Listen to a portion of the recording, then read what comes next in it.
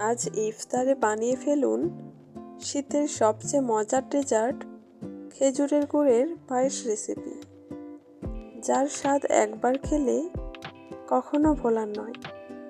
আসসালামু আলাইকুম, welcome back to my channel. আমি মিম।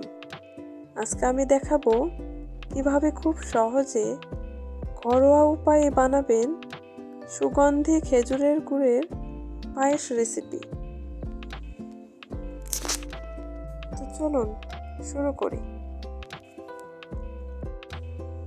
আমি এখানে 1 কেজি গরুর দুধ নিয়ে নিয়েছি। আপনারা একদম খাঁটি গরুর দুধ নেওয়ার চেষ্টা করবেন, তাহলে পায়েসের স্বাদটা একদম দ্বিগুণ বেড়ে যায়। এবার একটা স্প্যাচুলার সাহায্যে নাড়তে থাকবো যেন নিচে লেগে না যায়।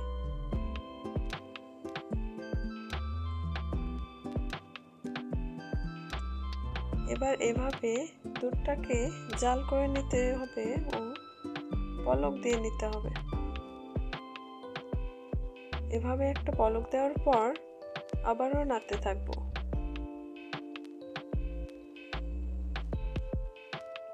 এবার দিয়ে দিলাম 2টা এলাচ।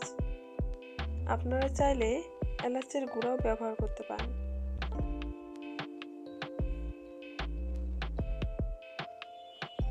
এবার আমি এখানে দিয়ে দিব পোলাওয়ের চাল।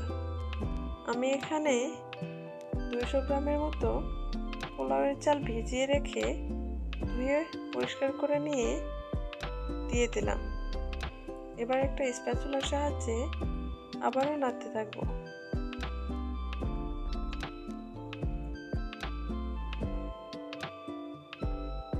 এবার দিয়ে দেব সামান্য লবণ। লবণটা দেওয়ার কারণে চালগুলো খুব দ্রুত সিদ্ধ হয়ে যাবে ও পায়েসের মিষ্টির পরিমাণ টেস্টের ব্যালেন্স রাখবে।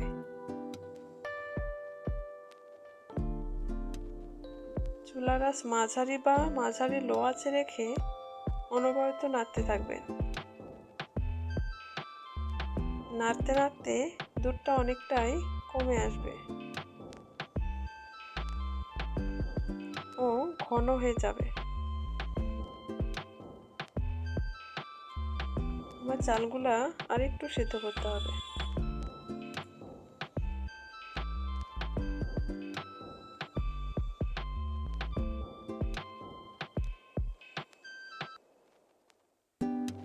এবার চালগুলা যেন খুব দ্রুত সিদ্ধ হয়ে যায় ও গলে যায়, এজন্য আমি এখানে একটা ডাল ঘুটনি ব্যবহার করেছি। আর এই রমজানে সবাই কিন্তু খুব ব্যস্ত থাকে। এত কাজের মাঝে পায়েস বানাতে তো একটু সময় লাগে, যেন খুব দ্রুত করা যায়, এই জন্য একটা ডাল ঘুটনির সাহায্যে আমি ঘেটে নিলাম যেন পায়েসটা খুব দ্রুত হয়ে যায়। আপনারা চাইলে এই ট্রিক্সটা কাজে লাগাতে পারেন। এবার সাইডের দিকে দুধটা লেগে যাচ্ছে ও যেন নিচে না লেগে যায়, এজন্য আমি অনবরত নাড়তে থাকবো। এবার দেখবো যে চালটা সিদ্ধ হয়েছে কিনা। চালটা যখন সিদ্ধ হয়ে যাবে তখন আপনারা গুড়টা ব্যবহার করবেন। যদি চিনি দিয়ে বানাতে চান তাহলে চালটা সিদ্ধ হওয়ার পর চিনিটা ব্যবহার করতে পারেন। আমি এখানে 300 গ্রামের মতো খেজুরের গুড় নিয়েছি। গুড়গুলা গ্রেট করে দিয়ে দিলাম। চুলার আঁচ একদম লো আঁচে রেখে গুড়গুলা দিয়ে দিতে হবে ও অনবরত নাড়তে হবে, না হলে দুধটা ফেটে যেতে পারে।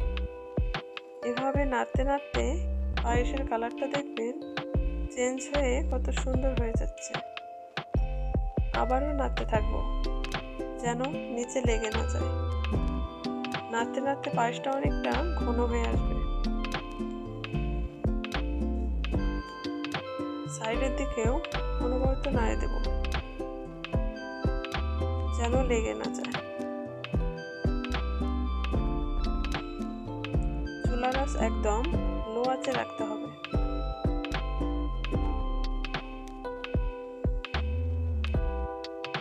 ভিডিওটি যারা দেখতে দেখতে এই পর্যায়ে এসেছেন ও একটা লাইক দিতে ভুলে গেছেন, একটা লাইক দিয়ে পাশে থাকবেন। আর যদি আমার চ্যানেলে নতুন হয়ে থাকেন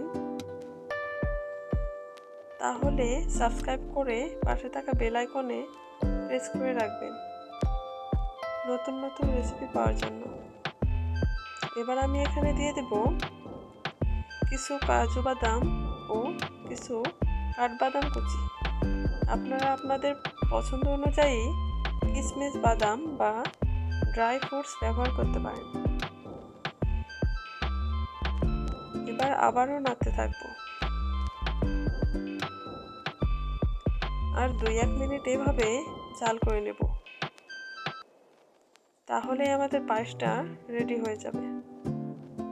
দেখুন পায়েসটা কতটা ঘন হয়ে গেছে। আমি এ পর্যায়ে নামাবো। এবার পরিবেশন করে নিলাম। এবার আমি পায়েসটা কিছু কাজু বাদাম ও কাঠবাদাম ও খেজুর দিয়ে সাজায় নেব।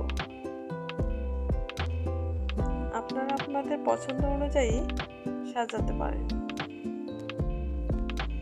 আমি দেখার সৌন্দর্যের জন্য এভাবে সাজিয়ে নিলাম, আপনারা এটা স্কিপ করতে পারেন। এবার আমি এখানে 2 থেকে 3টা খেজুর মাঝখান দিয়ে চিড়ে নিয়ে এভাবে সাজিয়ে নিলাম।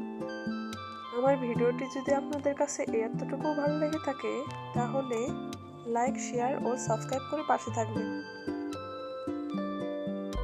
ও কমেন্টে জানাতে পারেন ভিডিওটি কেমন লাগলো। এতক্ষণ পাশে থাকার জন্য ধন্যবাদ সবাইকে। আল্লাহ হাফেজ।